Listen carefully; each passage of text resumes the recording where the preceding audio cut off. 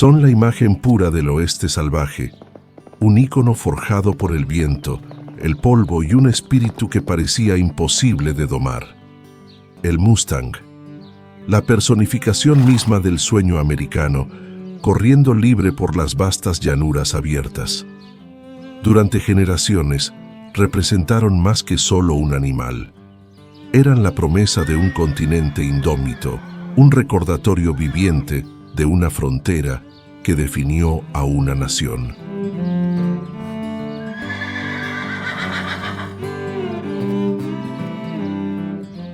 ¿Cómo sucedió esta transformación drástica?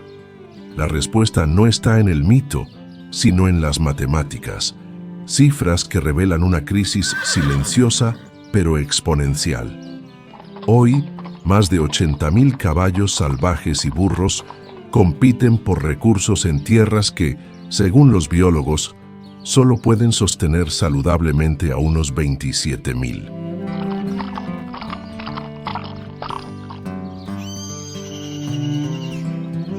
Están atrapados en un ciclo brutal. Sin suficientes depredadores naturales para controlar su número, los lobos y pumas que alguna vez patrullaron estas tierras fueron casi erradicados. La población simplemente explota, se duplica y vuelve a duplicarse cada 4 o 5 años. El resultado es un ecosistema al borde del colapso. El ícono está, inadvertidamente, devorando su propia casa. ¿Cómo llegamos hasta aquí?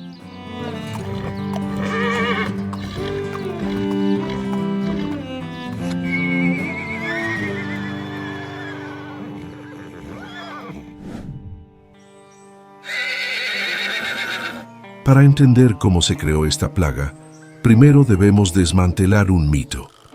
Cuando pensamos en el Mustang, lo vemos como una parte esencial del paisaje americano, tan nativo como los cañones o las águilas, pero la verdad científica es mucho más compleja. El caballo, irónicamente, se originó en Norteamérica. Pequeñas criaturas prehistóricas evolucionaron aquí durante millones de años. Sin embargo, esa línea de caballos nativos desapareció por completo de este continente al final de la última edad de hielo, hace unos 10.000 años.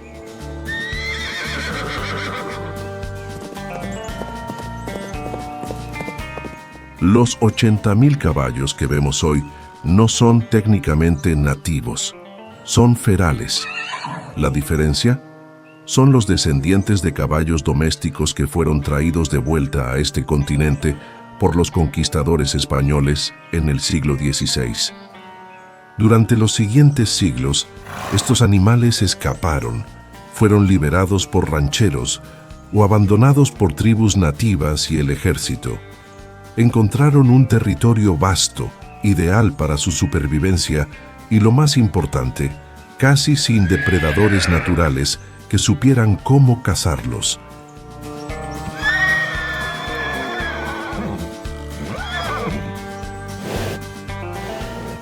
Se adaptaron, prosperaron. Y aquí está el punto crucial de la crisis. Aunque culturalmente son un ícono, biológicamente son una especie reintroducida. El ecosistema del desierto moderno no evolucionó para soportar la presión de decenas de miles de estos grandes herbívoros.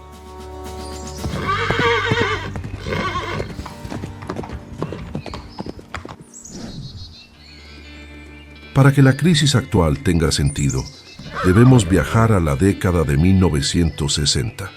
En ese entonces, la población de caballos salvajes no era una plaga. Estaba al borde del colapso. Eran cazados sin piedad, a menudo de forma brutal desde aviones y camiones, para ser vendidos por su carne, la mayoría destinada a convertirse en alimento para mascotas.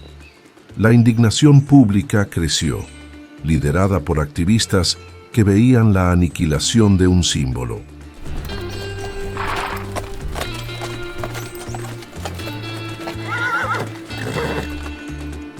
En 1971, el Congreso de Estados Unidos respondió.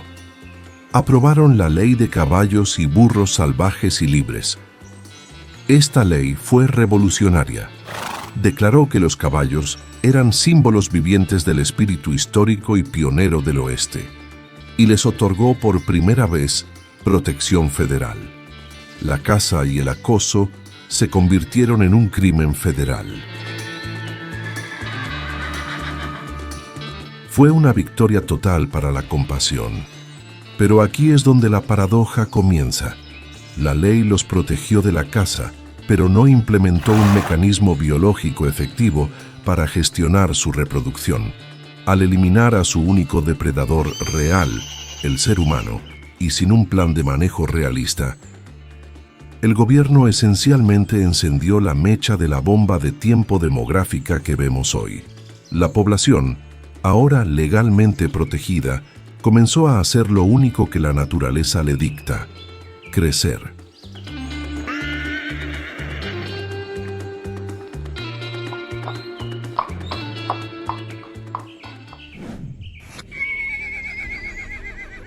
Si no se pueden cazar, pero la población se duplica cada 4 años, ¿qué se hace?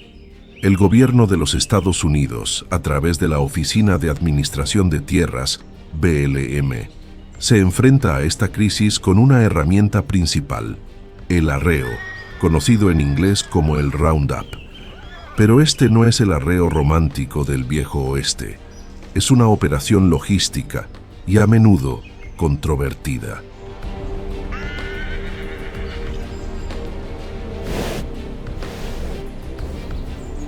El método más común utiliza helicópteros. Los pilotos, con una habilidad increíble, localizan las manadas en los vastos y remotos territorios del desierto. Luego, volando bajo, comienzan a guiar a los caballos, asustándolos deliberadamente para que corran en una dirección específica. El objetivo es conducirlos por kilómetros hasta corrales de captura temporales. Para los caballos, es una experiencia de terror y estrés extremos. No entienden qué los persigue desde el cielo. Para el BLM, es la única forma que consideran viable para reunir a miles de animales esparcidos por un terreno inaccesible. Es una solución costosa, logísticamente compleja y visualmente impactante, que pone de relieve la desesperación de la situación. Pero el verdadero problema no termina cuando el helicóptero aterriza. Apenas comienza. ¿Qué hacer con miles de caballos salvajes una vez que han sido capturados?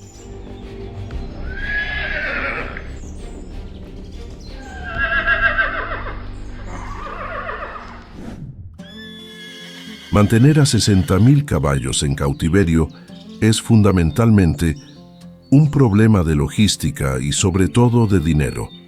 Un problema que se mide en cientos de millones de dólares. El programa de caballos salvajes le cuesta a la Oficina de Administración de Tierras más de $100 millones cada año.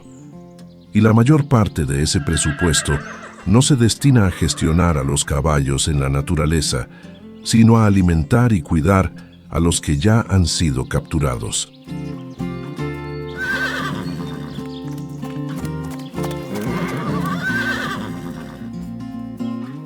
Cada caballo en un corral de largo plazo cuesta al contribuyente miles de dólares durante su vida. Es una ironía financiera brutal. El gobierno gasta una fortuna para capturar caballos y luego gasta otra fortuna para mantenerlos vivos en corrales durante décadas. Todo mientras la población en el desierto sigue duplicándose cada 4 años.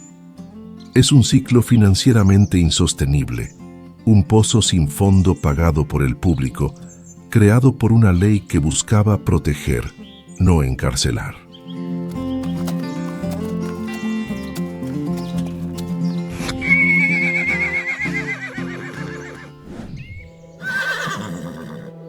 El gobierno gasta esa fortuna porque el costo de no hacerlo es, ecológicamente, aún mayor. El desierto americano es un ecosistema de márgenes increíblemente frágiles. Cada planta y cada fuente de agua es vital. 80,000 caballos ejercen una presión insostenible. A diferencia de los ciervos o incluso del ganado, los caballos pueden arrancar la vegetación de raíz. Cuando esto sucede a gran escala, el suelo queda expuesto.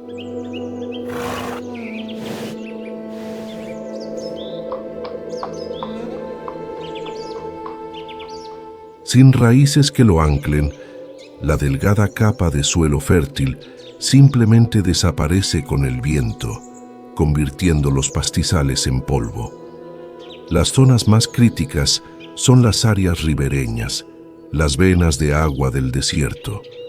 Las manadas se congregan allí, compactando la tierra hasta volverla dura como el cemento, contaminando las pozas y destruyendo los humedales.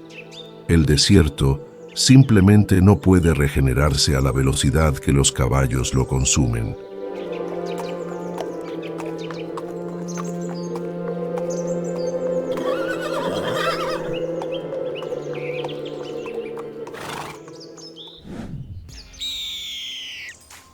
En esta batalla por los recursos, los caballos salvajes casi siempre ganan. Son más grandes, más agresivos y pueden dominar las fuentes de agua, ahuyentando a otras especies. Pero ellos son una especie reintroducida. Los verdaderos nativos del desierto, los animales que evolucionaron allí durante milenios, ahora pagan el precio.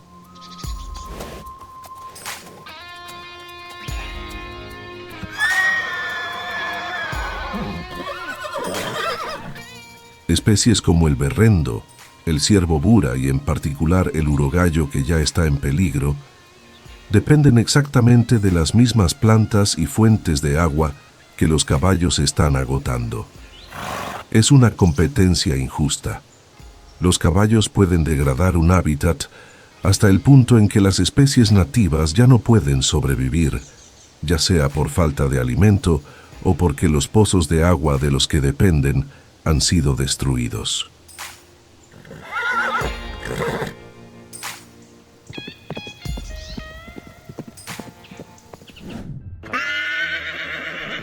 Los activistas argumentan que el gobierno debería dejar que la naturaleza siga su curso. Pero en un ecosistema que carece de depredadores naturales, el único control de población que queda es la hambruna. Cuando los caballos superan la capacidad de carga de la tierra, lo que los biólogos llaman carrying capacity, el resultado es inevitable y trágico.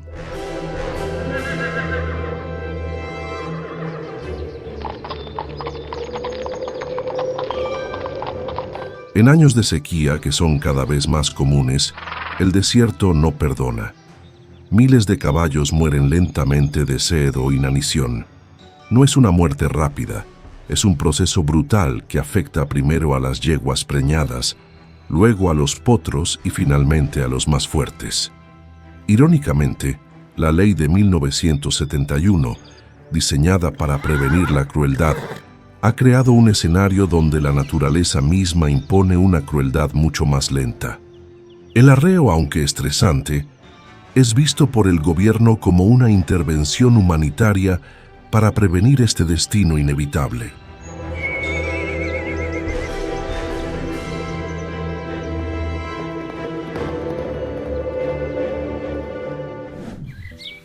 ¿Qué sucede con los caballos sanos capturados en los arreos? La primera y más deseable solución es la adopción. El gobierno ofrece programas, a veces incluso pagando incentivos de hasta $1,000, para que ciudadanos calificados adopten a uno de estos caballos. La meta es encontrarles un buen hogar y sacarlos del sistema de corrales. Suena como una solución perfecta, donde todos ganan. Pero, de nuevo, el problema es la escala matemática.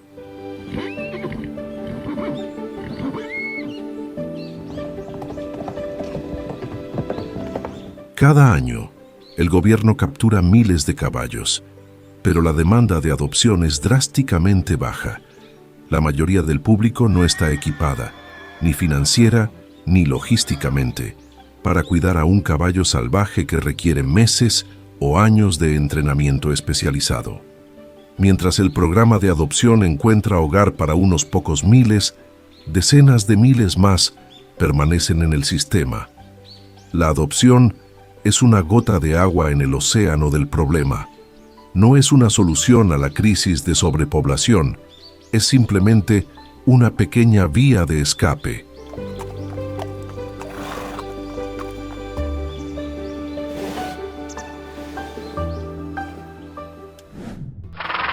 Si no se pueden sacar suficientes caballos del desierto, ¿se puede evitar que nazcan tantos?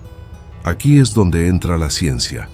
La solución más humana y preferida por los activistas es el control de la fertilidad. Se utiliza un anticonceptivo llamado PZP, derivado de la zona pelúcida porcina.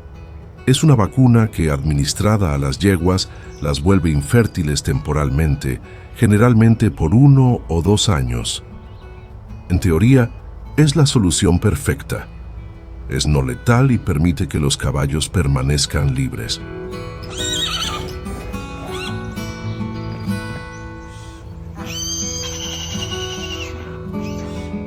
Pero de nuevo la escala.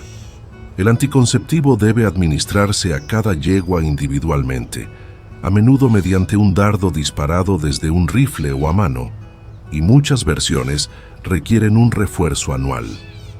Ahora, intente hacer eso con decenas de miles de yeguas salvajes, esparcidas por un territorio montañoso y desértico más grande que muchos países. Es una pesadilla logística y financiera. Simplemente no hay suficientes personas ni dinero para tratar a suficientes caballos como para frenar una población que se duplica cada 4 años.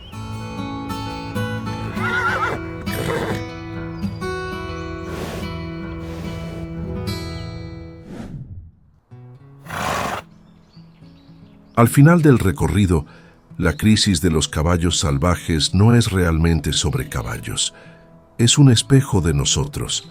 Refleja nuestra eterna lucha entre el corazón y la razón. En 1971, la sociedad eligió la compasión. Quisimos proteger un símbolo poderoso, un ícono de la libertad que admiramos profundamente. Fue una decisión tomada casi puramente desde la emoción.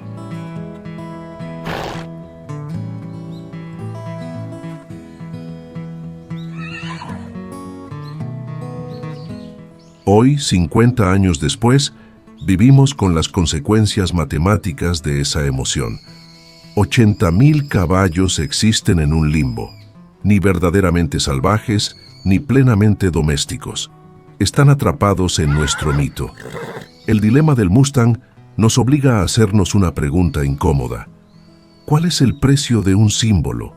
Y estamos dispuestos a aceptar la realidad de que, a veces, nuestras mejores intenciones pueden crear las peores paradojas.